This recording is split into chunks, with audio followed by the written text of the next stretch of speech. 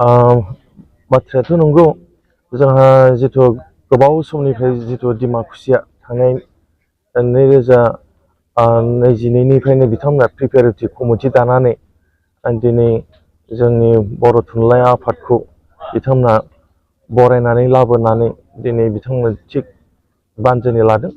नैबे बेलायावहाय जोंहा फैगौ जानुवारि दाननि 9, 10, 11, 12 बे सानब्रैनि हाबाफारि लानानै बेवहाय मोनसे गाजा गोमजायै बर'नि मोनसे आंगो सिनस्रि बर' साहित्य सभानि जिथु बोसोरसालिया जथुम्माखौ जुथुमनो लादों।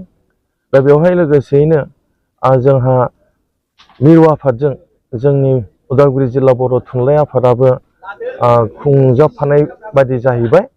जोंनि उदालगुरि जिल्लाया 9 आरो 10 जानुवारियाव जागोन।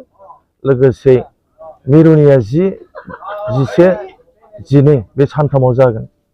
दा बिनि सिगांनो जोंनि बे डिमाकुसिनि हालामाव जोंनि बे फैगासिनो थानाय बर' थुनलाइ आफादनि बोसोरारि जथुम्मा बेवहाय जोंहा जिथु जोंनि एगजिबिसन बे एगजिबिसनखौ जानुवारि दाननि 6 अक्ट'आवनो बेखेवनाय जागोन।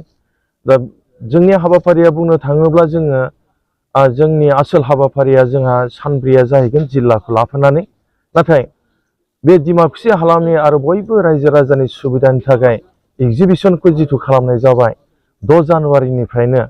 दा बेवहाय जोङो हांख्रायनो लुबैदों बयखौबो रायजो राजा आरो जेसेबांखिनि जोंनि माने जोंनि बर' थुनलाइ अनफावरि जोंना बेवहाय बर' थुनलाइ आफादजों जोंहा मोनब्रै जोंहा लोब्बा आफाद दंफायो।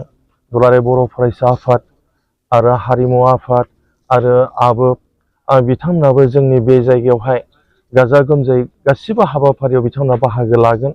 दा नैबे समाव जों बेखौनो गोजोननाय मोनदों जोङो उदालगुरि जिल्ला बर' थुनलाइ आफादाबो जों मिरु बर' थुनलाइ आफादजों सानसे सिगां जों खुंनायावहाय बानजाय आफादा जोंखौ जाबायदि बानजायबाय बानजायनो नागिरदों बिथांमोना सान हर माने बिथांमोना जिथु खामानि मावगासिनो दं।